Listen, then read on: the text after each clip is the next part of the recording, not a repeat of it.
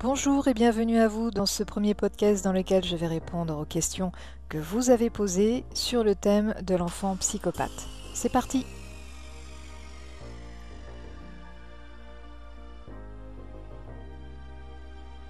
Pour commencer, déjà merci à tous ceux qui ont participé en posant vos questions.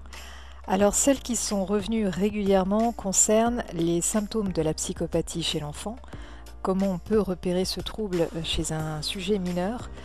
Comme ça a été rappelé dans l'article, il est important de différencier les conduites juvéniles qui sont normales et celles qui peuvent être pathologiques. Plusieurs signaux qui sont alignés ensemble et qui continuent d'évoluer dans le temps doivent impérativement amener les parents à consulter un spécialiste afin de trouver l'origine du problème, qui ne sera d'ailleurs peut-être pas lié à la psychopathie.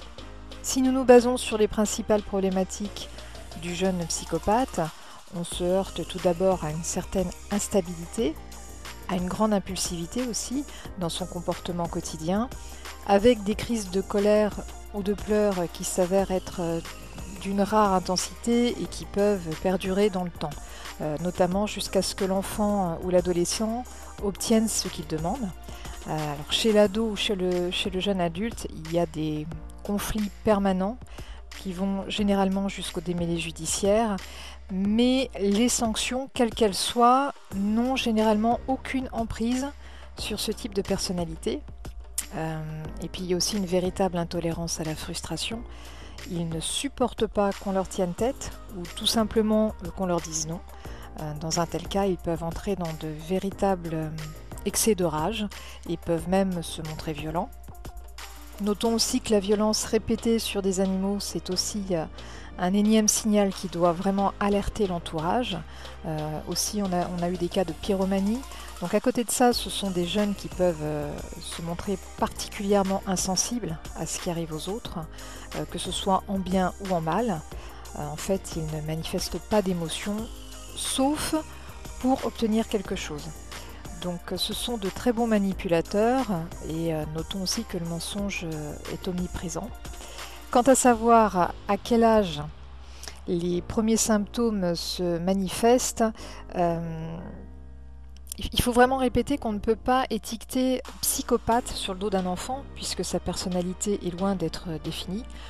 Toutefois, certains troubles de la conduite peuvent être observés et si ces derniers ne sont pas pris en charge par des professionnels, ces signaux peuvent devenir des facteurs à risque et évoluer vers une psychopathie une fois adulte. Alors, comment se comporter devant un jeune qui aurait un comportement qui s'apparenterait à la psychopathie? Alors déjà, il est essentiel de ne pas céder ni devant les crises, ni devant les chantages répétés. Les menacer à notre tour, ça n'apportera rien à l'affaire, car le psychopathe est peu sensible aux avertissements. Alors il faut beaucoup d'énergie, il faut beaucoup de sang-froid devant ce type de personnalité, ce qui n'est pas forcément le cas, ce qui n'est pas forcément simple. Quand vous dites quelque chose à un psychopathe, et encore plus à un jeune psychopathe, il faut maintenir la décision qui a été prise et ne surtout pas en changer ou revenir en arrière. Comme il a un accès quasiment impossible à ses émotions, il faut lui montrer à quel moment ce qu'il fait est négatif et à quel moment ce qu'il fait est positif. Et quand c'est le cas, il faut l'encourager à continuer dans ce sens. Lorsqu'il fait quelque chose de mal, il faut lui rappeler ce qu'il a fait et le punir. Alors bien sûr, il va d'abord entrer en crise et puis s'il voit que ça ne marche pas, il va essayer de négocier et c'est là où il ne faut pas céder. À ce moment-là, on maintient la punition et une fois que la crise est passée, on porte de nouveau de l'intérêt à ce qu'il dit ou à ce qu'il fait, tant qu'il n'est pas dans la manipulation ou dans la rage. Donc en fait, tant que le comportement ne redevient pas calme, il faut rester ferme et ne pas chercher à discuter davantage. Pas de négociation et pas de chantage, on reste clair et ferme dans ce qui a été décidé. Est-ce qu'un enfant qui présente des signes de psychopathie évoluera forcément en adulte psychopathe? Alors on va rappeler que ces troubles antisociaux, on va les appeler comme ça, peuvent apparaître au début de la puberté, bien que d'autres signes peuvent éventuellement se manifester durant l'enfance. Donc la famille va avoir un rôle fondamental à jouer dans la vie de cet enfant ou de cet adolescent.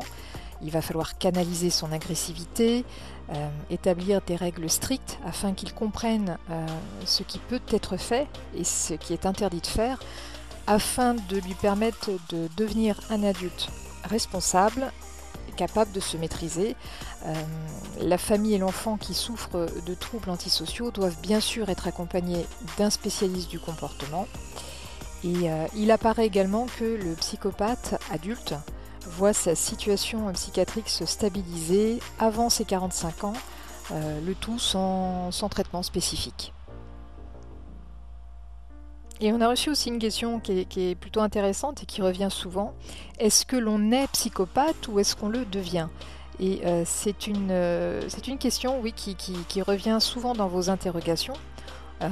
Alors en fait, c'est un très très vaste débat qui concerne la psychopathie entre l'inné et l'acquis. Y a-t-il ou non des prédispositions génétiques de la psychopathie ou bien le devient-on à cause de situations traumatisantes ? Alors plusieurs choses ont été dites à ce sujet, comme le fait que la violence ou un abandon subi durant l'enfance seraient des facteurs liés à la psychopathie. Mais on a aussi le cas inverse, parce que pour d'autres spécialistes des psychopathes, rien ne prouverait que les gènes ou la maltraitance seraient liés à leur pathologie. En fait, c'est le psychopathe lui-même qui déciderait de passer à l'acte, car il l'aurait délibérément choisi de faire un acte qui soit mauvais, par exemple. Donc l'origine de la psychopathie a très très probablement des origines très variées. Certains disent avoir vécu une enfance épouvantable, d'autres non. Donc je pense que c'est une question qui va continuer à faire débat. J'espère que ces questions-réponses sur la psychopathie de l'enfant vous auront éclairci un petit peu sur le sujet. Quant à moi, je vous dis à très bientôt et on se retrouve autour d'un prochain podcast. À bientôt!